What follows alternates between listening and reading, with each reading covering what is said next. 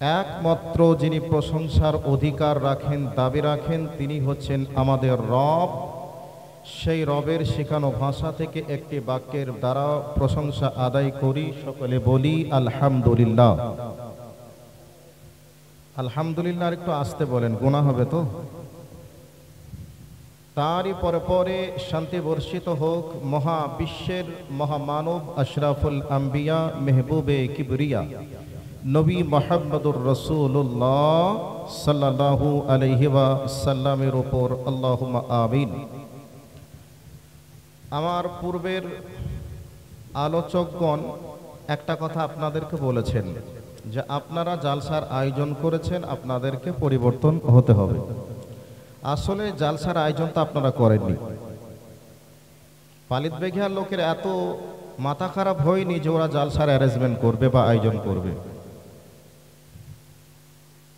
পালিত বেঘিয়ার লোকের কাদাতে গাড়ি ডুবে যায়নি যে পালিত বেঘিয়ার লোক আলেম ওলামাদেরকে ডেকে নিয়ে এসে জালসা শুনবে, অসম্ভব। এ দায়িত্বটা আমাদের। প্রত্যেকটা গ্রামে দাওয়াতি খেদমত চলছে। পালিত বেঘিয়ার মানুষ ঘুমিয়ে আছে। পালিত বেঘিয়ার বৈশিষ্ট্য নিয়ে কয়েকটা কথা বলছি, অনেকে হয়তো রাগ করবেন, রাগ করার জন্য বলছি না। পালিত বেঘিয়া ছিল একটা মসজিদ, হয়েছে এখন 3টা মসজিদ। মাশাআল্লাহ, মসজিদের উন্নতি হয়েছে। আমরা জালসায় হ্যান্ডবিলে লিখি কি, মসজিদের উন্নতি কল্পে, মাদ্রাসার উন্নতি কল্পে। এখন আবার লিখছে অনেক জায়গা জালসা দিচ্ছে যে গরুস্থানের উন্নতি কল্পে। তো যাই হোক, সবের উন্নতি হয়েছে। মসজিদ একতলা ছিল, 2তলা হচ্ছে, 2তলা ছিল, 3তলা হচ্ছে। মসজিদে আপনার সিমেন্ট বালু দিয়ে মেঝে করা ছিল, এখন মার্বেল হচ্ছে, টাইলস হচ্ছে। রং ছিল না, চমৎকার রং হচ্ছে। মসজিদ ওল্ড মডেলের ছিল, এখন নিউ মডেলের মসজিদ হচ্ছে। তাহলে মসজিদের উন্নতি হচ্ছে, না হওয়াটা কিছু নয়, হচ্ছে, একথা ঠিক। কিন্তু মুসল্লিদের উন্নতি হচ্ছে কি না, আমি এই বিষয়ে আপনাদের কাছ থেকে জানতে চাচ্ছি। মুসল্লিদের উন্নতি হচ্ছে? মুসল্লিদের উন্নতি হচ্ছে না। মাদ্রাসার উন্নতি হচ্ছে মাশাআল্লাহ। একতলা ছিল, 2তলা, 10টা বিল্ডিং ছিল, 10টা খোপ ছিল, 20টা খোপ হয়েছে। আচ্ছা, 20টা খোপ আমরা মসজিদ মাদ্রাসার জন্য বানালাম। সে মাদ্রাসায় যদি ভালো আলিম তৈরি না হয়, এ মাদ্রাসা রেখে কি কোনো লাভ হবে? মসজিদ 5টা কেন 10টা বানালাম, একতলা কেন 10তলা বানালাম, মুসল্লিদের যদি উন্নতি না হয়, তাহলে এই মাদ্রাসা, এই মসজিদ রেখে কি কোনো লাভ হবে কি আমাদের? কথা বলুন না একটু, হবে? হবে না। তো আমাদের পার্শ্ববর্তী মাদ্রাসা মাশাআল্লাহ আমাদের সাহায্য সহযোগিতায় অনেকটাই চলে, আলহামদুলিল্লাহ, ভালো দিক। পার্শ্ববর্তী মাদ্রাসাগুলিকেও পালিত বেঘিয়ার লোক সাহায্য সহযোগিতা করে। তাহলে প্রত্যেকটা জায়গায় দাওয়াতি খেদমত চলছে, পালিত বেঘিয়ায় দাওয়াতি কাজ হবে না কেন? পালিত বেঘিয়াতে দাওয়াতি খেদমত সেই আমরা আর একবার যখন করেছিলাম তখনই হয়েছে। বাকি কোনো দিন কোনো দাওয়াতি খেদমত কেউ কি দাওয়াত নিয়ে এসেছে? কেন আপনারা নামাজ পড়ছেন না, নামাজ পড়তে হবে, আপনারা কেন এই অবৈধ পথে থাকবেন, বৈধ রাস্তায় আসতে হবে, এইরকম কথা কেউ কি বলতে এসেছে? কথা বলুন, এসেছে? আসেনি। এবার একটা কথা বলছি, যে কোনোদিন বাসমতি চালের ভাত খাননি, যে কোনোদিন দেশি মুরগি দিয়ে বিরিয়ানি বানাননি, যে কোনোদিন 5 স্টার 7 স্টার হোটেলে ঢোকেননি, তারা কি 5 স্টার হোটেল আছে পৃথিবীতে জানবে? কথা বলুন একটু, জানবে? যারা বিরিয়ানি খায়নি, বিরিয়ানি স্বাদ কি পাবে? পাবে না। এবার একটা কথা বলছি, ভালো করে মনে করুন। একজন ব্যক্তি পাঁচ ওয়াক্তের নামাজ তো পড়েই পড়ে, তাহাজ্জুদের নামাজ পড়ে মনে শান্তি পায় না, হাত তুলে আল্লাহর কাছে দোয়া করে আর ঝরঝর করে চোখের পানি ফেলে। এর পরেও আল্লাহকে বলে, আল্লাহ আমি বাঁচতে পারবো তো, আল্লাহ গো তুমি আমাকে বাঁচাও, এই কথা বলে কাঁদছে। কেন? সে আল্লাহকে চিনেছে, আল্লাহ কেন তাকে সৃষ্টি করেছে, তার কি করা লাগবে, আর না করলে কোন জায়গায় স্থান হবে, এ বিষয়ে তার জ্ঞান আছে বলে সে 5 ওয়াক্তের পাশাপাশি তাহাজ্জুদের নামাজ পড়ে রাত্রিতে চোখের পানি ফেলে কাঁদে। সে বুঝেছে। তো একটা লোক কম বুঝেছে, সে 5 ওয়াক্তের নামাজ পড়ে, তার থেকে কম বুঝেছে সে জুম্মার নামাজ পড়ে, তার থেকে কম বুঝেছে শ্বশুর মরলে জানাজা পড়ে এসে বলে আমি পাক্কা ইমানদার। এইরকম বলা লোক আছে না নেই? আছে। তাহলে যে যে জিনিস সম্পর্কে জানবে বুঝবে, সেই জিনিস সম্পর্কে তারও আরো জানতে ইচ্ছা করবে এবং সেগুলি মানার জন্য তার উদ্দীপনা বাড়বে। বিরিয়ানি যদি আপনি খেয়ে থাকেন তাহলে বিরিয়ানি খাওয়ার জন্য মাঝে মধ্যে আপনার মনে স্বাদ জাগবে। তো আপনারা যারা নামাজ পড়েন না, দোষ আপনাদের দিচ্ছি না, দোষ আমাদের মতন এই হারামখোরদের দোষ। এবার বলবেন এত বড় কথা? জি, আল্লাহ পাক নবী মুসার মতো একটা মহান নবীকে বলছেন ইযহাব ইলা ফিরাউন ফাইন্নাহু তাগা। নবী মুসাকে বলছেন হে নবী মুসা, তুমি ফিরাউনের কাছে যাও, তাকে দিন সম্পর্কে বুঝাও। এবার আল্লাহ বলছেন মুসা, ফিরাউনের কাছে তুমি যাবে, ফিরাউন তোমার দাওয়াত প্রত্যাখ্যান করবে, মানবে না, আমি জানি। এরপরেও আমি তোমাকে বলছি যাও। কেন? কিয়ামতের মাঠে মুসা, ফিরাউন যেন তোমার বিরুদ্ধে অভিযোগ না করতে পারে যে আল্লাহ মুসাকে তুমি নবী বানিয়ে পাঠিয়েছিলে। যদি মুসা আমাকে একবার বলতো তাহলে আনা রব্বুকুমুল আলা, আমি আর দাবি করতাম না বড় রব, এ কথা আমি আর বলতাম না। নিশ্চয় মুসা যেভাবে আল্লাহকে মেনেছে, মুসার উম্মতেরা যেভাবে আল্লাহকে মেনেছে, আমিও সেভাবেই আল্লাহকে মানতাম। এ কথাটা যেন তোমার বিরুদ্ধে নালিশ না করতে পারে, অভিযোগ না করতে পারে, এই জন্যে তোমাকে আমি যেতে বলছি, তুমি যাও। এবার আমরা আলেম ওলামারা দাওয়াতি খেদমত থেকে আমরা দূরে। আমি ইমাম, আমি মসজিদে ইমামতি করছি, মাস গেলে বেতন উঠাচ্ছি, বউ বিটি নিয়ে সংসার চালাচ্ছি, আমার দায়িত্ব শেষ। ইনি হচ্ছেন মাদ্রাসার টিচার, ভাই মনে কিছু করবেন না, উদাহরণ দেওয়ার জন্য বলছি। ইনি হচ্ছেন মাদ্রাসার টিচার, মাদ্রাসাতে চাকরি করছেন, মাস গেলে বেতন উঠাচ্ছেন, শিক্ষক হিসাবে ছাত্রদের পড়াচ্ছেন। ইনি এনার দায়িত্ব থেকে অব্যাহতি নিয়ে নিচ্ছেন। আর সরকারে যারা চাকরি করে এরা তো সরকারের খাসিয়েদের তো কোনো কাজ কাম নেই, মাস গেলে সরকার বেতন দিচ্ছে, তারা খাচ্ছে। মোটরসাইকেল যেমন ছিল হিরো হন্ডা বাদ দিয়ে বুলেট থেকে কোন 4 চাকা কিনছে, বুম বাম করে ঘুরছে। তারা মনে করছে আমাদের কোনো কাজ নেই, কোনো ডিউটি নেই, কোনো দায়িত্ব নেই, কোনো দাবি নেই, এ কথা তারা ভাবছে। আচ্ছা ভাইয়া, যদি এমনটাই হয়ে থাকে তাহলে দাওয়াতি খেদমতটা করবে কে, দাওয়াত দিবে কাকে, এ ব্যাপারগুলা নিয়ে আমাদের ভাবনা চিন্তা করার প্রয়োজন আছে না নেই? আলেম ওলামারা কোরআন জানে, কোরআন জানার কারণে আপনাদেরকে বলছে। আচ্ছা আপনারা আমাকে একটা ঈমান সে কথা বলবেন। একজন কেউ কি আমাকে বলেছেন যে ইবাদুল্লাহ তুমি বাবা 1 বছর আগে আমাদেরকে দাওয়াতি খেদমতগুলি করেছিলে বাবা, খুব ভালো লেগেছিল, কথাগুলো শুনে একটা লোক হলেও নামাজি হয়েছে, এমন কিছু আহামারি খরচ তো হয় না, তো আবার একবার দাওয়াতি খেদমতটা করলে হয় কি না? এরকম কথা কেউ কি বলেছেন? কেউ বলতে পারবেন যে দাবি করেছি? একজন বলুন, মুখ খুলুন যে হ্যাঁ দাবি করেছি। বলতে পারবেন না। কিন্তু আমরা আমাদের দায়িত্বে আপনাদের কাছে বারবার মেসেজ দেওয়ার চেষ্টা করেছি।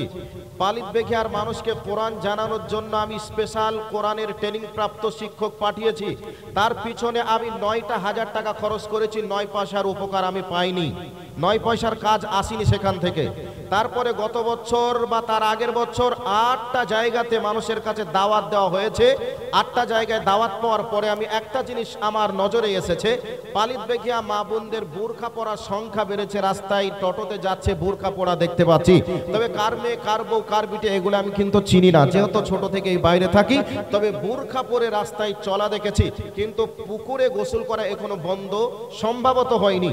আর আমার ভাই মুক্তার সাহেব যে গ্রুপ লোনের কথা বলছিলেন, সেগুলি বন্ধ হয়েছে কিনা আমি জানি না, যেহেতু আমি আমার গ্রামে থাকি কম, সেহেতু আমার জ্ঞান এ বিষয়ে নেই। তবে কতটুকু কাজ হয়েছে না হয়েছে সেটা আলাদা একটা বিষয়।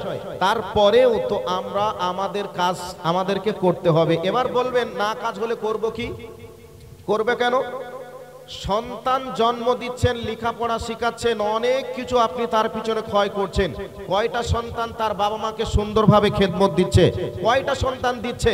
তাই বলে আপনি কি ওর সন্তান তাকে সেবা যত্ন বৃদ্ধ বয়সে করছে না বা দিচ্ছে না বলে আমি আর বিবাহ শাদী করব না, আমি আর সন্তান নেব না, এমন কেউ কি করেছে বা কেউ কি করবে? কথা বলুন, কেউ কি করেছে বা কেউ কি করবে? করবে না। তো আসলে দাওয়াতি কাজ দায়িত্বটা আমাদের বলেই আজকে আপনাদেরকে দাওয়াত দেওয়ার জন্য আলী মোহাম্মদকে ফোন করে অনুপ্রাণিত করে উৎসাহিত করে আপনাদেরকে এই জায়গাতে জমা করা হয়েছে। পালিত বেঘার লোক কেউ জালসা দেয়নি, বরং আমরা দিতে বলেছি। তো আলহামদুলিল্লাহ অ্যারেঞ্জমেন্ট করেছেন, এই জন্য আপনাদেরকে অসংখ্য ধন্যবাদ।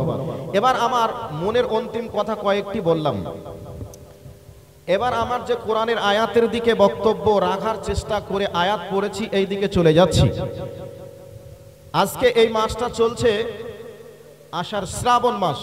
তো শ্রাবণ মাসের কয়েক তারিখ হয়ে গেল, আজকে সম্ভবত 3-4 তারিখ হয়ে গেল, তাই না? তো শ্রাবণ মাসের 3-4 তারিখ হয়ে গেল। এই সময়টা পিটপিট করে বা ঝিমঝিম করে বৃষ্টি পড়ে, মাঠে ছলছল পানি, মাঠে হাঁটতে গেলে পানির একটা আওয়াজ আমরা এই মাসে শুনতে পেতাম। কিন্তু আজকে শ্রাবণ আষাঢ় মাস চলে গেল, শ্রাবণ মাস চলে গেল, এখনো মাঠে প্রস্রাব করলে পানি খরচ করার মতো পানি পাওয়া যাবে না। তো এই যে পানি হচ্ছে না বা বৃষ্টি হচ্ছে না, এর কারণ কি? এর কি কারণ কোরআন হাদিসে আছে? জি আছে। আমি শীতকালে গরমের বক্তব্য করি না, বরং শীতকালে শীতেরই বক্তব্য করি, তাহলে লেপ কেতা পাওয়া যাবে। গরমে গরমের বক্তব্য করতে হবে, এসি না থাকলে পাখার ব্যবস্থা হবে। তো আজকে আমি যে বক্তব্যটা রাখবো সেটা হচ্ছে এই, আজকে বৃষ্টি হচ্ছে না, এর কারণ কি? এইদিকে লক্ষ্য রেখে কোরআনের আয়াতগুলি পড়েছি, একটা একটা করে বলার চেষ্টা করব। সূরা নাম্বার 71, সূরার নাম সূরাতুন নূহ, আয়াত নাম্বার 10 থেকে 5 নম্বর আয়াত, 10 থেকে 15 নম্বর আয়াত পর্যন্ত আপনাদের কাছে পরিবেশন করেছি। একটা হাদিসে কুদসিও আপনাদের কাছে পরিবেশন করেছি। ওই হাদিসে কুদসিতে বলা হয়েছে ওয়াজাদাতিজ জিনা মুনিয়াল মাতার, দুনিয়াতে যখন ব্যভিচার নামক অপরাধটা বেড়ে যাবে তখন আকাশের পানি বন্ধ হয়ে যাবে। তাহলে হাদিসে কুদসি থেকে একটা আমরা মেসেজ পেলাম, ব্যভিচার যখন বেড়ে যাবে তখন আকাশের পানি বন্ধ হবে। এবার আপনাদের কাছে বলছি, ব্যভিচার আজ থেকে 5 বছর আগে যেমন ছিল তার থেকে বেড়েছে না কমেছে? উত্তর দেন ভাই, কথা বলুন। এখানে নরেন্দ্র মোদীও নেই, কোনো প্রশাসন বিভাগের লোকও নেই যে আপনাকে অ্যারেস্ট করবে। বেড়েছে না কমেছে? বেড়েছে। তাহলে বৃষ্টি না হওয়ার কারণ আপনাকে একটা পয়েন্ট হাদিসে কুদসি থেকে দিতে পারলাম। নাম্বার 2, সুনানে ইবনে মাজাহ হাদিস নাম্বার 4019, এই হাদিসে কয়েকটি পয়েন্ট আউট করেছেন বিশ্বনবী জনাবে মুহাম্মদুর রাসূলুল্লাহ সাল্লাল্লাহু আলাইহি ওয়াসাল্লাম। এই হাদিসটা কয়েকদিন আগে এই পরিবেশ নিয়ে একজন শিক্ষিত ব্যক্তির সঙ্গে আমার একটা কথোপকথন চলছিল।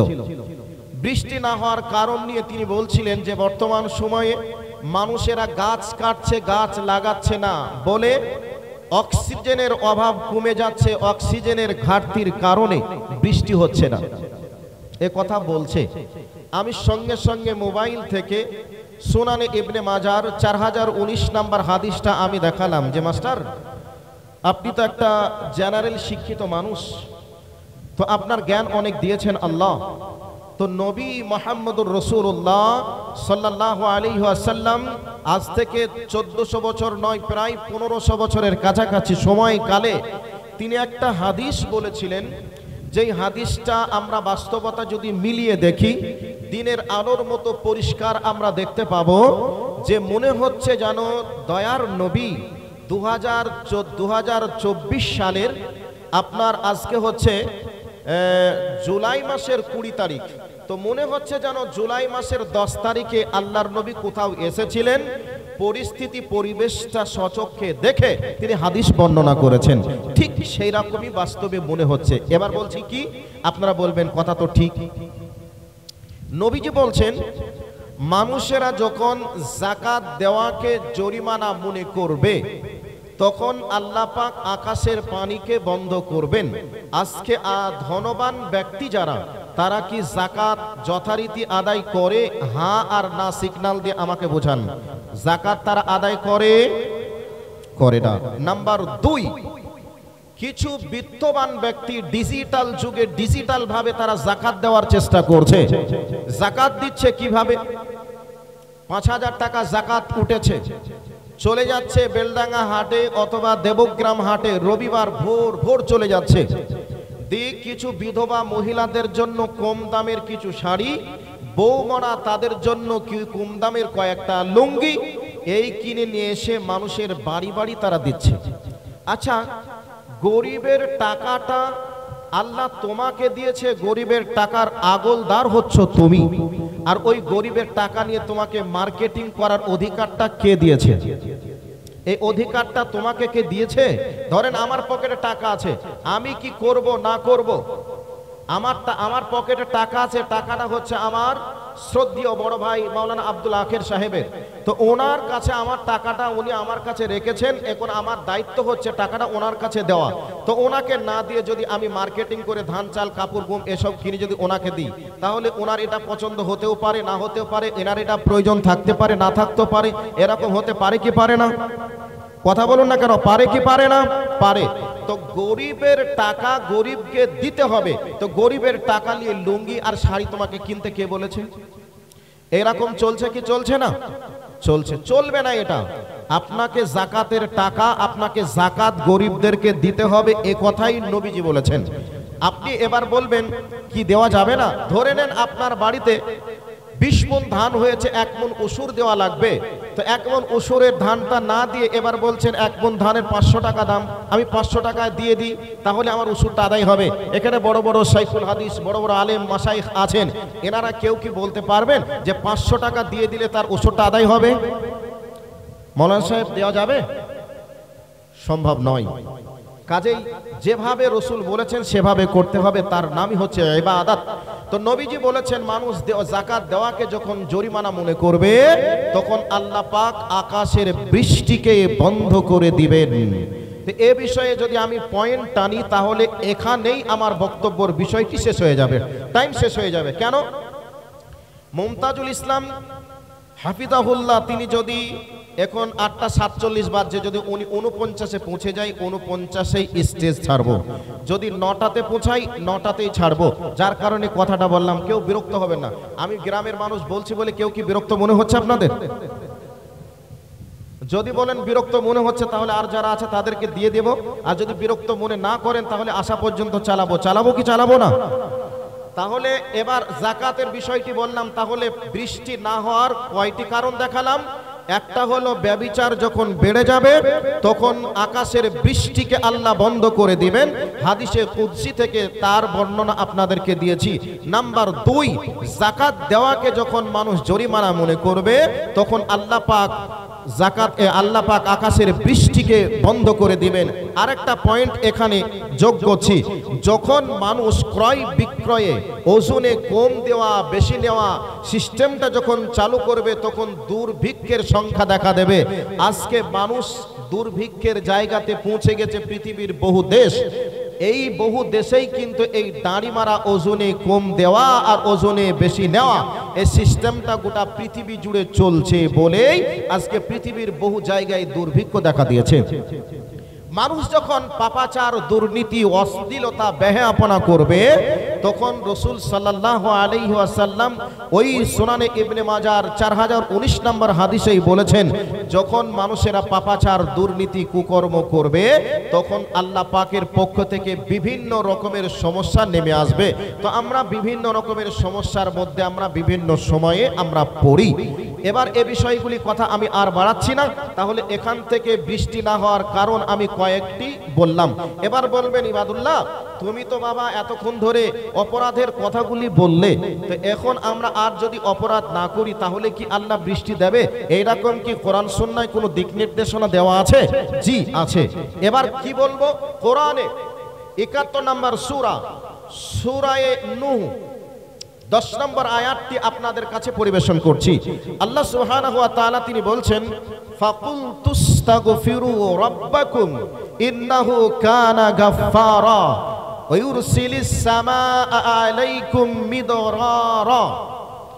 এই আয়াতে কয়েকটি পয়েন্ট আছে। সেই পয়েন্ট কোটি একটা একটা করে বলা সম্ভব হবে না। আপনাদের কাছে এই পয়েন্টের একটা তাফসির কারক তিনি কি বলতে চেয়েছেন তাফসিরের সারনির্যাসটা আপনাদেরকে বলার চেষ্টা করছি। হযরতে হাসান বসরি রহমতুল্লাহ আলাই তিনি ছিলেন। এই হাসান বসরি একটা সাধক ছিলেন। হাসান বসরির নাম আপনারা অনেকে শুনেছেন। তো হাসান বসরি রহমতুল্লাহ আলাইহি তিনার জামানাতে একবার দুর্ভিক্ষ দেখা দিল, আকাশের বৃষ্টি না হওয়ার কারণে হাসান বসরির কাছে কিছু মানুষ আসলেন।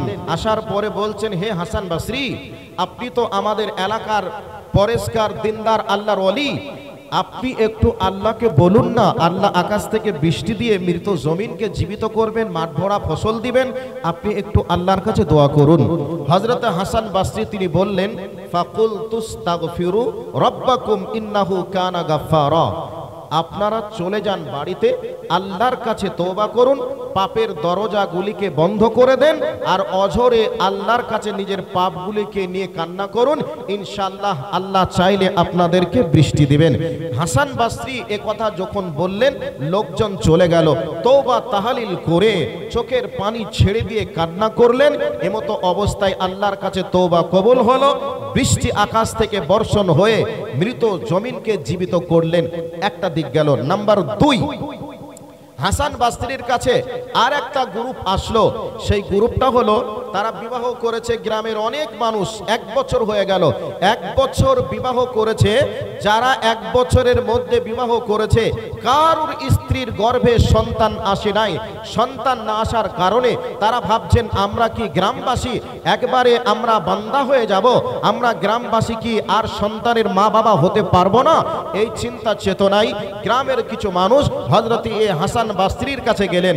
হাসান বসরিকে গিয়ে বললেন, হে হাসান বসরি, আপনি আমাদের জন্য আল্লাহর কাছে একটু দোয়া করুন, যাতে করে আমরা সন্তানের বাবা মা হতে পারি। আজকে বিবাহ করেছি, বয়স 1 বছর হয়ে গেল, অথচ আমাদের স্ত্রীদের গর্ভে এখনো কোনো সন্তান আসে নাই, যার ফলে আমরা বিশাল বিপদগ্রস্তের মধ্যে দাঁড়িয়ে আছি। আপনি দোয়া করুন যাতে করে আমাদের রব আমাদেরকে সন্তান দান করেন। আল্লাহ সুবহানাহু ওয়া তাআলা হাসান, আচ্ছা, একটা এসবিআই এর একটা মান্থলি এটিএম কার্ড পাওয়া গেছে, যার হবে আপনারা নিয়ে যেতে পারেন প্রমাণ দিয়ে। তো যাই হোক, এবার কি বলছিলাম, হাসান বসরির কাছে যখনই তারা আসলেন, হাসান বসরি তখন বললেন, ফাকুল তুস্তাগফিরু রাব্বাকুম ইন্নাহু কানা গাফফারা ওয়া ইউরসিলিস সামাআ আলাইকুম মিদরারা ويمددكم بأموال وبنين ويجعل لكم جنات ويجعل لكم أنهارا। হাসান বসরির কাছে যখন বললেন, হাসান বসরি বললেন, চলে যাও, তওবা করো, পাপের দরজাগুলিকে বন্ধ করে দাও, যারা এতদিন সালাত আদায় করতে না সালাত আদায় করো, পাপের অবৈধ গেটগুলিকে বন্ধ করে দাও, ইনশাআল্লাহ তোমাদেরকে আল্লাহ সন্তান দান করবেন। এই কথা শোনার পরে চলে গেলেন, তাদেরকে আল্লাহ পাক সন্তান দান করলেন। কিছুদিন পরে এসে বললেন যে আমাদের সন্তান হয়েছে। তাহলে এখানে আর একটা পয়েন্ট আছে, এটা আর বললে সময় পাবো না।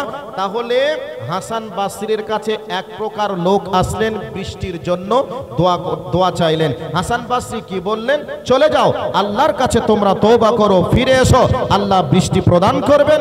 ঠিক তেমনি ভাবে আরেকটা গ্রুপের মানুষ আসলো, একটা গ্রুপ আসলো যে আমাদের সন্তান হচ্ছে না, দোয়া করুন যাতে করে সন্তান আল্লাহ পাক দান করেন। আল্লাহ হযরতে হাসান বসরি বললেন, চলে যাও, তোমরা আল্লাহর কাছে দোয়া করো, ক্ষমা চাও, আল্লাহর কাছে ক্ষমা চাও, পাপের গেটগুলিকে বন্ধ করে দাও, ইনশাআল্লাহ তোমাদেরকে সন্তানের মা বাবা বানাবেন। তারাও সন্তান পেল। এবার চলে আসুন, হযরতে নূহ আলাইহিস সালাতু ওয়াস সালাম নামক একটা নবী ছিলেন, তিনাকে দ্বিতীয় আদম বলা হয়। তো সেই হযরতে নূহ আলাইহিস সালাতু ওয়াস সালাম তিনি 950 বছর দুনিয়া করেছিলেন। আর তিনি তিনার জাতিকে তিনি বলেছিলেন, ইয়া কওমি ইবুদুল্লাহ আনি ইবুদুল্লাহ ওয়াত্তাকুহু ওয়া আতিউন। হযরতে নূহ আলাইহিস সালাতু ওয়াস সালাম বলেছিলেন, হে আমার জাতি, তোমরা আল্লাহর ইবাদত করো, আল্লাহকে ভয় করো। আমি নবী নূহ, আমি নবী নূহর আনুগত্য তোমরা করো।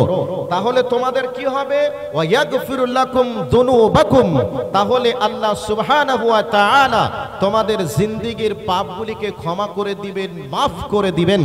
তো এবার এখানে লম্বা বক্তব্য বলার মতো সময় নেই। এখানে এই পয়েন্টটা অ্যাড করার জন্য আপনাদের কাছে আসলাম। হযরত নূহ আলাইহিস সালাতু ওয়াস সালাম যে জামানার নবী, ওই জামানার নবী হিসাবে মানুষের কাছে যখনই এই দাওয়াত দিচ্ছিলেন, এই অবস্থায় মানুষজন তখন কি করেছিল? তারা কানে আঙ্গুল দিয়েছিল আর বলেছিল যে হযরতে নূহ যখন কথা বলবে, নূহর কথা যেন আমাদের কান পর্যন্ত না আসে, এই জন্য তারা কানে আঙ্গুল দিয়েছিল।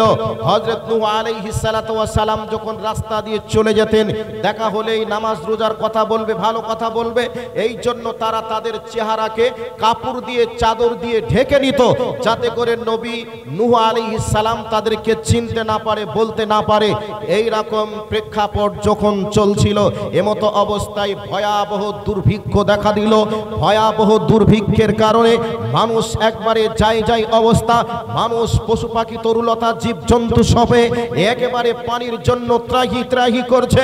এমতো অবস্থায় কিছু মানুষ নৈরাশ হয়ে, হতাশ হয়ে হযরত নূহ আলাইহিস সালাতু ওয়াস সালামের কাছে আসলেন আর বললেন, হে নূহ আলাইহিস সালাম, আপনি আল্লাহর কাছে আমাদের জন্য দোয়া করুন, যাতে করে আমাদের রব আমাদেরকে বৃষ্টি দিয়ে এ দুনিয়ার বুকে আমাদেরকে বেঁচে থাকার সুযোগ দান করে।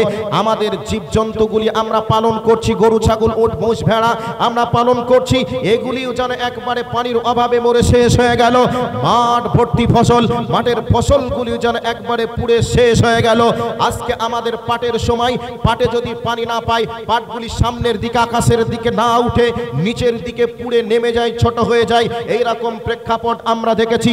ঠিক পানির অভাবে যেমন মাঠের ঘাসগুলি পুড়ে একবারে মনে হচ্ছে যেন জঙ্গল মারা তেল দেওয়া হয়েছে, সেই রকম ভাবে মাঠগুলি পুড়ে তামার আকার ধারণ করে কি করে না? ঠিক সেই রকম ভাবে হযরত নূহ আলাইহিস সালাতু ওয়াস সালামের জামানায় যখন দুর্ভিক্ষ দেখা দিল, এই রকম প্রেক্ষাপট দেখা দিল, মানে পানির অভাবে, এমতো অবস্থায় পানির অভাবে এমন একটা সিচুয়েশন তৈরি হলো, মা তার সন্তানকে যে দুধ পান করবে বা করাবে, এইরকম দুধ পান করার মতনও একবারে দুধ পান করার মতনও মানে একটা সুযোগ থাকলো না। একবারে মায়ের স্তন থেকেও পর্যন্ত দুধ যেন শুকিয়ে গেল। বাচ্চারা মায়ের স্তনের মুঠাতে মুখ লাগিয়ে চুষা মারে, টান মারে, দুধ যখন না পায় বাচ্চারাও কান্না করে, মৃত্যুর যন্ত্রণায় ছটফট করে। এইরকম একটা প্রেক্ষাপট ঘটলো। একবারে মানে গরু ছাগলগুলি যেন একবারে মরে দিনের পর দিন যেন শেষ হয়ে যাচ্ছে। এত ভয়াবহ প্রেক্ষাপট ঘটলো, এমন একটা ভয়াবহ দুর্ভিক্ষ দেখা দিল। এই অবস্থায় ঠেলায় না পড়লে বিড়াল গাছে উঠে না, এইরকম একটা কথা আমাদের আছে। ঠেলাই পড়েছে যারাই এতদিন পর্যন্ত নূহ আলাইহিস সালামকে দেখে কানে আঙ্গুল দিত, যারাই মাথায় চাদর দিত, সেই সমস্ত ব্যক্তিরাই ঠেলাই যখন পড়লো, হযরত নূহ আলাইহিস সালামের কাছে গেল। যাওয়ার পরে বলছেন, হে নবী নূহ, আমরা ভুল করেছি, অন্যায় করেছি, আপনার কথা প্রত্যাখ্যান করে, আর আপনার কথা প্রত্যাখ্যান করব না, আপনি যে আল্লাহর কাছে একটু দোয়া করুন, যাতে করে আল্লাহ বৃষ্টি দিয়ে আমাদের সন্তানগুলিকে বেঁচে থাকার মতো সুযোগ দান করে। আমাদের ফসলগুলি পুড়ে শেষ হয়ে গেল, যাতে করে আমাদের ফসলগুলি আমরা হাতে লাগাতে পারি, কাজে লাগাতে পারি। হে নবী হে নবী নূহ, তুমি দোয়া করো, যাতে করে আমাদের মাঠ ভর্তি ফসলগুলি আমরা আবার যেন পেয়ে যাই। এইরকম ভাবে আপনি আল্লাহর কাছে দোয়া করুন। হযরত নূহ আলাইহিস সালাম বলেছিলেন, আল্লাহ পাকের পক্ষ থেকে ওহী প্রাপ্ত হওয়ার পরে বলেছিলেন, হে আমার জাতি, আনিবুদুল্লাহ ওয়াত্তাকুহু ওয়াতিউন, হে আমার জাতি, তোমরা আল্লাহকে ভয় করো, আল্লাহর ইবাদত করো, আল্লাহকে ভয় করো। যদি তোমরা আল্লাহকে ভয় করো, তাহলে তোমরা শুনে রেখে দাও, তাহলে আল্লাহ রাব্বুল আলামিন তোমাদের জিন্দেগীর গুনাহগুলিকে মাফ করে দেবে, ক্ষমা করে দিবে। এবার এইরকম ভাবে হযরতে নূহ আলাইহিস সালাতু ওয়া সালাম তিনার জাতিকে বললেন, কিছু মানুষ ঈমান নিয়ে আসলো, কিছু মানুষ হযরতে নূহ আলাইহিস সালাতু ওয়া সালামের আনুগত্য করলো, কিছু মানুষ হযরতে নূহ আলাইহিস সালামের দাওয়াতকে মেনে নিল। এমতো অবস্থায় আল্লাহ রাব্বুল আলামিন কোরআনুল কারীমে এটাকে কোড করে রেখে দিয়েছেন। সূরাতুন নূর ৭১ নম্বর সূরার 10 নাম্বার থেকে 15 নাম্বার আয়াত পর্যন্ত কোড করে রেখে দিয়েছে। পৃথিবীতে যদি এরকম কোনোদিন কোনো সিচুয়েশন হয়ে যায়, তাহলে যাতে করে মানুষ এখান থেকে মেসেজ পেয়ে তারা উপকৃত লাভ করতে পারে, মানুষকে স্মরণ করে দেওয়ার জন্য কোরআনুল কারীমের মধ্যে আল্লাহ এটাকে কোড করে রেখে দিয়েছে। ঠিক সেই রকম প্রেক্ষাপট জানো, আজকে 2024 সালে চলছিল এত প্রচন্ড রোদের তাপ। ওই প্রচন্ড রোদের তাপ যখন চলছিল, আর যদি দিন 10-15 পার হয়ে যেত, বৃষ্টি না হতো, আমাদের মাঠ ভর্তি পাট আজকে কেটে ধান লাগানোর জন্য ব্যস্ত হয়ে আছে। আচ্ছা বলুন তো, একজন কি পাটে এই হেঁসো দিয়ে পাট কেটে পাটগুলিকে কাজে লাগাবো, এরকম সিচুয়েশন হতো? অসম্ভব হতো না, হতো না। কিন্তু আল্লাহ রাব্বুল আলামিন অনুগ্রহ করে কিছু মানুষের আমলে খুশি হয়ে আল্লাহ রাব্বুল আলামিন বৃষ্টি প্রদান করেছেন। শুধু তাই নয়, বিশ্বনবী জনাবে মুহাম্মদুর রাসূলুল্লাহ সাল্লাল্লাহু আলাইহি ওয়াসাল্লাম বলেছেন, উম্মতের দল তোমরা শুনে নাও, তোমরা যেভাবে অন্যায় করো, ওই অন্যায় করার কারণে আকাশের পানি বন্ধ হয়ে যায়। ওই অবস্থায় পৃথিবীতে যদি চতুষ্পদ জন্তু না থাকতো, আর গাছপালা যদি না থাকতো, আকাশ থেকে কশ্চিনকালে আর বৃষ্টি আসতো না, আর আকাশ কোনোদিন বৃষ্টি বর্ষণ করে এ মৃত জমিনকে জীবিত করতো না। আমার ভাই, আমার বন্ধুরা, আমাদের রব এমন একটা সত্তা, একজনের অপরাধের কারণে আরেকজনকে ধ্বংস করেন না। এ পৃথিবীর বুকে মানুষ নামক প্রাণীটা যতটাই ভালো, আবার ততটাই ভয়ঙ্কর। এই জন্য আল্লাহ রাব্বুল আলামিন একে আশরাফুল মাখলুকাত টাইটেল দিয়েছে। আবার ঈদের আমলের কারণে আল্লাহ রাব্বুল আলামিন জান্নাতুল ফিরদাউস তৈরি করেছেন, আর ঈদের আমল না করার অপরাধে ঈদের জন্য জাহান্নামকেও তৈরি করে রেখেছেন। আজকে আমরা অপরাধ করি, যেই অপরাধের কারণে আল্লাহ রাব্বুল আলামিন আমাদের উপরে রাগান্বিত হয়ে আকাশের বৃষ্টিকে বন্ধ করে দিয়েছিলেন। যদি বৃষ্টি না হতো, তাহলে আকাশ থেকে বৃষ্টির অভাবের কারণে মাঠে যে অনেক রকমের প্রাণী বাস করে, আমরা শিয়াল দেখতে পাই, বনগাঁওড়া দেখতে পাই, আরো অনেক কোনো প্রাণী দেখতে পাই। ওই প্রাণীগুলি মাঠে বাস করে, তারা পানি না খেয়ে মারা যেত। গাছে অনেক পশু পাখি বাস করে, ওই পাক পুকুলগুলি পানি না পান করে মারা যেত। এই জন্য রব্বুল আলামিন তাদের দিকে লক্ষ্য রেখে আকাশ থেকে বৃষ্টি দিয়ে এ মৃত জমিনকে আবার জীবিত তৈরি করেছেন। যদি এই পৃথিবীর বুকে প্রাণী না থাকতো, গাছপালা যদি না থাকতো, তাহলে আসমান আর বৃষ্টি বর্ষণ করতো না। এ কথা আমার নয়, এ কথা বিশ্বনবী জনাবে মুহাম্মদুর রাসূলুল্লাহ সাল্লাল্লাহু আলাইহি ওয়াসাল্লামের। বলবেন কোথায় আছে?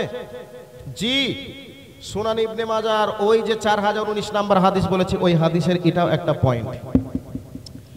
এবার আল্লাহ পাক বলছেন, তোমরা যদি তওবা করো তাহলে তোমাদের কি হবে? আল্লাহ রাব্বুল আলামিন বলছেন, ফাকুলতুস্তাগফিরু রাব্বাকুম ইন্নাহু কানা গাফফারা ওয়া ইউরসিলিস সামাআ আলাইকুম মিদরারা ويمددكم بأموال وبنين ويجعل لكم جنات ويجعل لكم أنهارا।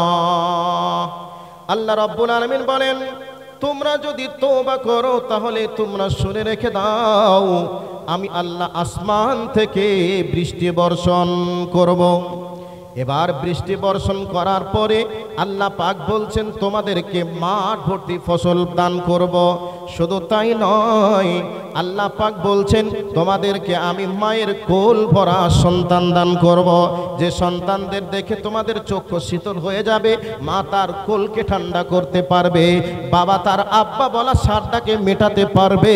তোমরা যদি তওবা করো আমি আকাশ থেকে বৃষ্টি প্রদান করে তোমাদের মৃত জমিনকে জীবিত করব, তোমাদের সন্তান দান করব।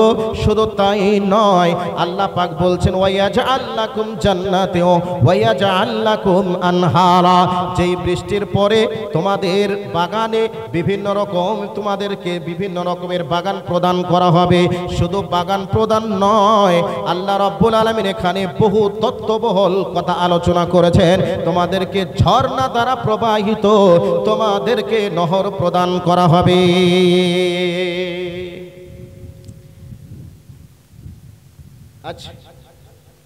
আচ্ছা, লোকের জায়গা হচ্ছে না, সামনের জায়গাটা বললাম যে আপনারা একটু ক্লোজ করে বসুন।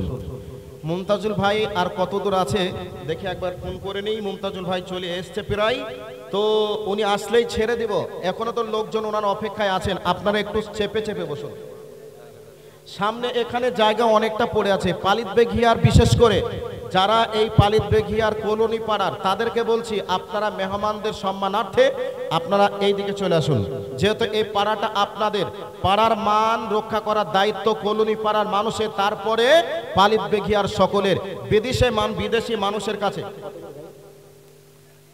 আর 2 কিলোমিটার। আচ্ছা চলে আসুন। তো আর 2 কিলোমিটার চলে আসছেন প্রায় কাছাকাছি। তো পালিত বেঘিয়ার মান সম্মান যাতে নষ্ট না হয় সে দায়িত্ব আপনাদের। আপনাদেরকে কেউ চিনে না, চিনে তো এই মালটাকে। এই মালটাকে ভারতবর্ষে বহু মানুষ চিনে।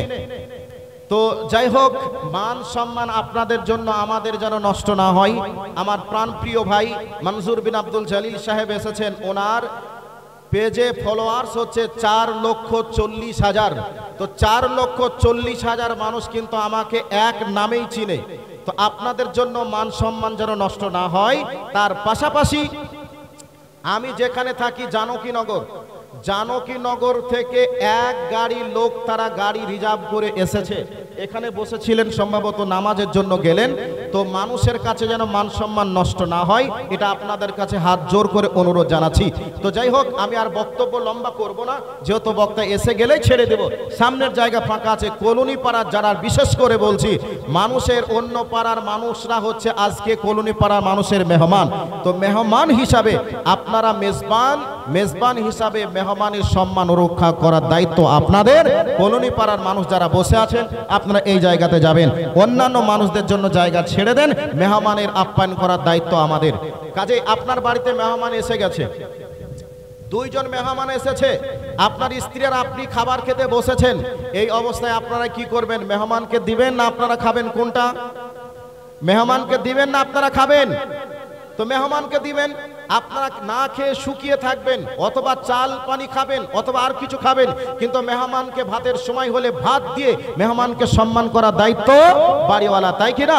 তো আজকে এই কলোনি পাড়ার ভাই বোনদের কাছে, আব্বাজান ভাইদের কাছে আমার অনুরোধ হবে, আপনারা হচ্ছেন আজকের মেহমান খাদিম, আর যারা এসেছে বিভিন্ন জায়গা থেকে সকলেই হচ্ছে আপনাদের মেহমান। মেহমানদের সম্মান রক্ষা করার দায়িত্ব আপনাদের, কর্তব্যটা আপনাদের। এটা আপনাদের কাছে অনুরোধ রাখছি, কোনোভাবে যেন কোনো সমস্যা না হয়। তো যাই হোক, আল্লাহ সুবহানাহু ওয়া তাআলা আমাদেরকে বলেছেন যে আকাশ থেকে বৃষ্টি নিতে হলে তোমরা পাপ করেছো, পাপের কারণে আমি বৃষ্টি বন্ধ করে দিয়েছি। এখন তোমাদের দায়িত্ব হলো তোমরা তওবা করে আমার কাছে ফিরে এসো। আমি আল্লাহ আমি বৃষ্টি প্রদান করব, মাঠ ভরা ফসল তোমাদেরকে দিব, তোমাদেরকে সন্তান দান করব, পাশাপাশি তোমাদের গাছপালাতে বিভিন্ন রকমের ফল ফ্রুটের ব্যবস্থা করব। আচ্ছা বলুন, যদি বৃষ্টি না হয় তাহলে আমাদের গাছপালায় ফল ফ্রুট হবে? কথা বলুন, হবে? আমাদের মাঠে কি কোনো ফসল হবে? হবে না। তো এই বৃষ্টির জন্য আল্লাহ সুবহানাহু ওয়া তাআলা আমাদেরকে বলছেন তোমরা ভুল করেছো, তওবা করো। আজকে যদি বৃষ্টি না হয় তাহলে আজকে আমন ধানকে আমরা মাঠে আবাদ করতে পারবো? সম্ভব নয়। এবার বলবেন শ্যালো মেশিনে লাগিয়ে। বন্ধু, বিজ্ঞানীরা বলেছে যে যে জায়গায় পানিকে রাখা হয়েছে ওই জায়গা থেকে যদি পানির লেয়ারটা আল্লাহ নিচের দিকে একটু নামিয়ে দেয়, পৃথিবীর কোনো বৈজ্ঞানিকের বাবার কুদরত হবে না যে সেখান থেকে মেশিন লাগিয়ে পানি তুলে আবাদ করবে, মানুষ না খেয়ে পানি পান না করে মারা যাবে, চাষ আবাদ তো দূরের কথা। আল্লাহ বড় দয়াবান, আল্লাহ বড় মেহেরবান, আমাদেরকে পানির ব্যবস্থা এখনো করে রেখেছেন। আকাশের পানি যেমন বন্ধ হয়েছিল, ওই অবস্থায় 2 দিনের জন্য যদি পাতালের পানি ব্যবস্থা বন্ধ হয়ে যেত, আমরা কি বাঁচতে পারতাম? পারতাম না। আল্লাহ সুবহানাহু ওয়া তাআলা সূরাতুল মুলকের 30 নম্বর আয়াতে একটা কথা বলছেন, কুল আরাআইতুম ইন আসবাহা মাউকুম গাওরাও ফামাইয়াতিকুম বিমাইম মাইন। আল্লাহ পাক তিনি বলতে চাচ্ছেন, হে নবী তুমি বলো তো, তুমি বলে দাও যে কোনো এক প্রভাতকালে, কোনো এক সকালে তোমরা টিউবওয়েলে গেলে, এই আলী মোহাম্মদ চলে এসেছে, তাড়াতাড়ি যাও, তাড়াতাড়ি যাও। যদি নাস্তা করতে চাই নাস্তা করে নিয়ে আসবা, যদি না করতে চাই তুমি তাড়াতাড়ি নিয়ে আসবা, যেহেতু মানুষ বসে আছে। আমার বক্তব্য তো প্রতিদিন শুনতে পাবে, আর আমি তো বাড়ির মুরগি, আলুর মতোই স্বাদ লাগলে ভালো লাগবে না, তুমি তাড়াতাড়ি নিয়ে এসো। মানুষ বিরক্ত হচ্ছে, আমি বুঝতে পারছি, বিরক্ত হচ্ছেন তাই না? যাও, তাড়াতাড়ি যাও। তো ফাকুলতুস্তাগফির, আল্লাহ পাক বলছেন, হে নবী তুমি বলে দাও, তুমি বলো কোনো এক প্রভাতকালে বা কোনো এক সকালে আমরা যখন, মানে কোনো এক সকালে টিউবওয়েল থেকে যদি পানি বন্ধ হয়ে যায়, মোটরে যদি পানি না তোলে, তাহলে আল্লাহ বলছেন এমন কেউ কি আছে? তো এমন কেউ কি আছে তোমাদেরকে আর টিউবওয়েলে পানি দিতে পারবে, সেলুতে পানি উঠবে, মেশিনে পানি ওঠাতে পারবে, সাবমার্সিনে পানি ওঠাবে, এইরকম কেউ কি আছে? আল্লাহ পাক এটা বলতে চেয়েছে। আচ্ছা বলুন, পানি যেখানে আছে ওইখান থেকে পানির স্তরটা যদি নেমে যায়, অথবা আল্লাহ যদি পানিকে বন্ধ করে দেন, পৃথিবীর কোনো বৈজ্ঞানিক, পৃথিবীর কোনো ইঞ্জিনিয়ার, তারা কি এমন কোনো মেশিন আবিষ্কার করে পাতাল থেকে পানি বার করতে পারবে? একটু কথা বলুন তো, পারবে? অসম্ভব হতে পারে না। এই কথাটা আল্লাহ সূরাতুল মুলকের 30 নম্বর আয়াতে চ্যালেঞ্জ দিয়েছেন। কুল আরাআইতুম ইন আসবাহা মাউকুম গাওরাও ফামাইয়াতিকুম বিমাইম মাইন। কোনো এক প্রভাতে, কোনো এক সকালে আল্লাহ যদি টিউবওয়েলের পানিকে বন্ধ করে দেন, তাহলে এমন কেউ কি আছে যে তোমাদেরকে বৃষ্টি দিতে পানি দিতে পারবে? টিউবওয়েল থেকে পানি উঠবে, সাবমার্সিবল থেকে পানি উঠবে? অসম্ভব হতে পারে না। এ কথাটা আল্লাহ কোরআনে বলে দিয়েছে। কাজেই আমাদেরকে আকাশ থেকে পানি নিতে হলে পাপের যে গেটগুলি আছে বন্ধ করে দিয়ে তওবা করে নিজের অবনত মস্তককে নত করে আল্লাহর দরবারে কাঁদতে হবে, এছাড়া বিকল্প কোনো বুদ্ধি নেই। আজকে বৃষ্টির কারণে আজকে আমাদেরকে মাঠে মেশিন চালিয়ে, সেলো মোটর চালিয়ে আজকে এই আষাঢ় শ্রাবণ মাসেও আজকে আমাদেরকে ধান লাগাতে হচ্ছে। পাট পচন করার জন্য মেশিন চালিয়ে পানিতে খাদ খনন করে পাটের আবাদ আমাদেরকে করতে হচ্ছে। যদি আমরা অপরাধ না করতাম, আমরা যদি সুষ্ঠুভাবে যাকাত প্রদান করতাম, তাহলে তো আমাদের এই সমস্যাগুলি হতো না। একথা বিশ্ব নবীও বলেছেন, আল্লাহও বলেছেন। তো যাই হোক, আপনাদের কাছ থেকে বলা, আপনাদের কাছে বলার উদ্দেশ্য এটাই যে আমাদের সমস্ত পাপের গেটগুলিকে বন্ধ করতে হবে। আচ্ছা, এবার আমি আপনাদের কাছে একটা জিনিসের, এতক্ষণ ধরে আমি যা বললাম তার থেকে একটা জিনিস আমি জানতে চাচ্ছি। আচ্ছা, এতক্ষণ ধরে যা কিছু কথা বললাম, যে সমস্ত বাবাজি ভাইরা নামাজ তো পড়েন, নামাজ পড়েন আলহামদুলিল্লাহ, যারা পড়েন তারা পড়েন। তো আজকে বক্তব্য শোনার পরে নামাজ আগামী কাল থেকে কে কে পড়বেন এইরকম মনে ভাবনা চিন্তা কি হচ্ছে? যে আজকে যদি ঘুমাতে যাই, ঘুম থেকে উঠলে আগামীকাল, আর না হলে পরকাল। মরে যদি যাই তাহলে কবরে কি হবে? মনে করে নেন আজকে আমি মরে গেলাম, তাহলে আমি যে আমল করেছি এই আমলে আমি জান্নাতে যাব নাকি জাহান্নামে যাব? আমি আমার রবের সঙ্গে কিভাবে সাক্ষাৎ করব? না, আমি যা করেছি এতদিন সবই তো ভুল করেছি, অন্যায় করেছি। এই অন্যায় করার কারণে তো আমাকে জাহান্নাম যাওয়া লাগবে, কবরের শাস্তি পাওয়া লাগবে। আমার রবের কাছে আমি কি হিসাব দেব? এই চেতনা যার অন্তরের ভিতরে জেগেছে, সেই ভাইকে একজনকে হলেও আমি দেখতে চাচ্ছি আগামী কাল থেকে নামাজ পড়ব, এইরকম চিন্তা চেতনা কারো কি অন্তরে জেগেছে? কথা কেউ কি বলবেন জেগেছে? জেগেছে? জাগেনি। তাহলে এই প্রোগ্রাম করে লাভ কি হবে? আচ্ছা, হাত যদি নাও তুলেন, আমি অনুরোধ জানাচ্ছি নামাজটা কমপক্ষে পড়ুন। নাম্বার 2, বক্তব্য যে বিষয়ে শুরু করেছি বলতে গেলে আরো 2 থেকে 3 ঘন্টা সময় লাগবে, এ বিষয়ে দীর্ঘ আলোচনা আছে। তবে এবার বক্তা যেহেতু চলে এসেছে, আপনাদের সামনে কয়েকটি কথা না বললেই নয় বলে সে কথাগুলি বলছি। এটার নাম পালিত বেঘিয়া। আল্লাহ বিচার কিভাবে করবেন সেটা আলাদা একটা বিষয় আছে আল্লাহর কাছে। মানুষের চোখে ফাঁকি দিয়ে আমি অপরাধ করতে পারি, মানুষ মনে করবে ইবাদুল্লাহ একবারে ফেরেশতার চরিত্রের মানুষ। উদাহরণ দেওয়ার জন্য বলছি, আমি অন্যায়ের সঙ্গে যুক্ত, আমি পাপ করি, অপরাধ করি, পাপ থেকে মুক্ত নই আমি, তারপরেও আপনাদেরকে বলছি মনে করে নেন আমি একবারে অপরাধ মুক্ত। এমতো অবস্থায় যদি মানুষের চোখে ফাঁকি দিয়ে অপরাধ আমি হয়তো করতে পারি, আর আসতে দেন এইদিকে কথাটা শুনুন। এবার পালিত বেঘিয়া 700 ঘরের মানুষ, আমরা গ্রামের মানুষ হিসেবে সবাইকে আমরা চিনি, তো সবাইকে চিনি। একজনের হাতে যদি খাতা আর কলম ধরিয়ে দেওয়া হয় যে আপনি আপনার হিসাব অনুযায়ী পালিত বেঘিয়ার 10টা মানুষ বার করুন, তো যে 10টা মানুষ আপনার তদন্ত কে কে জান্নাতে যাবে এইরকম লিস্ট যদি বার করতে দেওয়া হয়, আপনি বার করতে পারবেন? পারবেন না। তবে এবার আপনাদেরকে বলছি, নামাজ যারা পড়েন নামাজ কার কবুল হচ্ছে না হচ্ছে এটা আল্লাহ জানেন, কিন্তু আল্লাহর নবী প্র্যাকটিক্যাল দিকগুলি আলোচনা করে যেভাবে বলেছেন এইগুলা করলে হবে, এইগুলা করলে হবে না। তো আমরা যারা আলিম আছি তারা বুঝতে পারি যে এই ব্যক্তির নামাজের প্র্যাকটিক্যাল ঠিক আছে কিনা, এর থিওরিক্যাল ঠিক আছে কিনা, এটা আমরা বুঝতে পারি। তো এখন যদি আমরা আপনাদের নামাজের সহিশুদ্ধর ব্যাপারে তদন্ত করতে লাগি, তাহলে 100 নাম্বারের ভিতরে বিশেষ করে আমার তদন্তে পালিত বেঘিয়ার মানুষদের আমি যা নামাজের ক্যাটাগরি দেখেছি তার আদার্স আমি বিচার করছি না। নামাজের প্র্যাকটিক্যাল দিক হিসাব করে যদি খাতা ধরে এখন লিখতে শুরু করি, 100 নাম্বারের মধ্যে আমার তদন্তে আমার কাছে একটা মানুষ যে 10 নাম্বার পাবে আমার বুঝে আসে না। আদার্স গুলো ছেড়ে দিলাম। প্র্যাকটিক্যাল দিক, নামাজ পড়ছে এই দিকে তাকাচ্ছে, 5 ওয়াক্তের মুসল্লি কপালে ঘাটা পড়ে গেছে, নামাজ পড়ছে এদিকে তাকাচ্ছে, নামাজ পড়ছে এর পরেও তার মনোযোগ নেই, এদিকে চুলকাচ্ছে, দাড়ি চুলকাচ্ছে, জামা সাইজ করছে। এগুলি দেখে আমরা যতটুকু তদন্ত সাপেক্ষে বুঝতে পারি, সেইগুলি দেখলে মনে, আমি যেটা কথা বললাম অনেক হয়তো আপনারা খারাপ মনে নেবেন, আঘাত নেবেন, কিন্তু আমি আঘাত দেওয়ার জন্য বলছি না, বরং সংশোধন করানোর জন্য বলছি। আল্লাহর হস্তে যারা নামাজ পড়েন না নামাজ পড়ুন, যারা নামাজ পড়েন নামাজকে সহি শুদ্ধভাবে নামাজ পড়ার চেষ্টা করুন। নামাজ আপনাকে পড়তে হবে। এই জন্য একটা আরবি প্রবাদ বাক্যে এসেছে, উতলুবাল ইলমে ওয়ালাউ কানা বিল হাদ্দি ওয়াল মাহদি।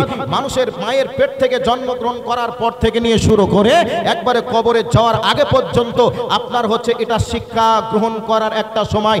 আপনাকে যে বয়সের হোক নামাজ শুদ্ধ করার জন্য আপনাকে শিক্ষা লাগবেই। কাজেই নামাজ শুদ্ধ করার জন্য আপনাকে অনুরোধ রেখে গেলাম, নামাজ শুদ্ধ করুন। এবার আমার ভাই চলে এসেছে, আমি আর কিছু বলছি না, 1 মিনিটে শেষ করছি।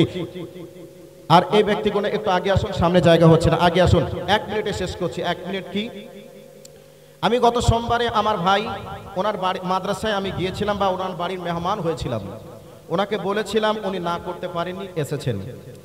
আজকে সকাল থেকে ওনাকে কয়েকবার ফোন করেছি, প্রচুর ব্যস্ত মানুষ। আপনারা বলবেন যে এত ব্যস্ত কি করে, আমি না কাছে থাকলে বুঝতাম না। আমি যতক্ষণ থেকেছি ততক্ষণেই দেখেছি, প্রায় সময় একসাথে থাকি, দেখে থাকি যে ওনার মোবাইলে দিনে হয়তো প্রায় 2000-এর ওপর মোবাইলে ফোন ঢোকে। শুধু ফোন ঢুকে যেভাবে রিসিভ করবে, রিসিভ করতে গেলে মনে হয় যেন একটা লোকের মাথা খারাপ হয়ে যাবে আর তার মেমোরিতে সাপোর্ট দিবে না।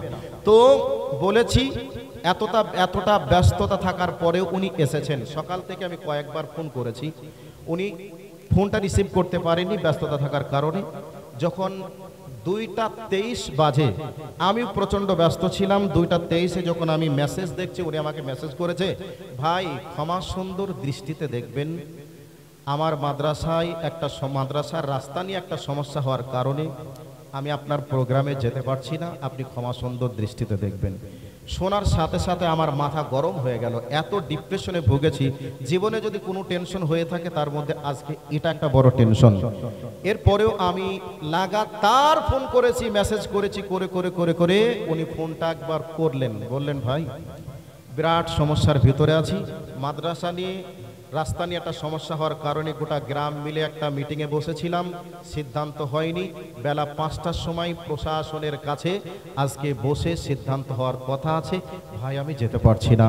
আমি পালিত বেখিয়া মানুষের সিচুয়েশন বুঝিয়ে ওনাকে অনুরোধ করেছি, উনি এত বড় একটা কাজকে স্থগিত করে আজকে আমাদের ডাকে সাড়া দিয়েছেন। তাহলে কতটা ব্যস্ততা রেখে আজকে উনি এসেছেন। এই আশাটা যদি বেকার হয়ে যায়, আশাটা যদি বেকার হয়ে যায়, তাহলে ওনার কষ্ট করাটাও বিফলে যাবে, আমার চেষ্টা করাটাও বিফলে যাবে। এই জন্য আমার আপনাদের কাছে কোনো চাওয়া নেই, কোনো পাওয়া নেই। একটাই চাওয়া, আপনারা নামাজ পড়ুন আর আমার জন্য একটু দোয়া করুন। আর একটা মানুষের বৈশিষ্ট্য হচ্ছে, যে গাছের ছায়াতে মানুষ বাস করে সেই গাছটাকে কুড়াল দিয়ে কাটে, কাটতে কাটতে ক্লান্ত হয়ে গেলে আবার গাছের ছায়াতেই মানুষ বসে। তো যে ব্যক্তি যত গ্রামের উপকার করবে, মানুষকে ভালোবাসা দিবে, সেই মানুষটার বিরুদ্ধে কথা বলে মানুষ আনন্দ করার চেষ্টা করে। কাজেই আপনাদের কাছে অনুরোধ, আপনারা আমার জন্য দোয়া করবেন। আর আপনাদের কাছে আমার দাবি, 5 ওয়াক্তের নামাজ পড়ুন, অন্যায় থেকে নিজেকে দূরে রাখার চেষ্টা করুন। এ দাবি দাওয়াত রেখে বক্তব্য শেষ করছি। আসসালামু আলাইকুম ওয়া রাহমাতুল্লাহি ওয়া বারাকাতুহু। আর সভাপতি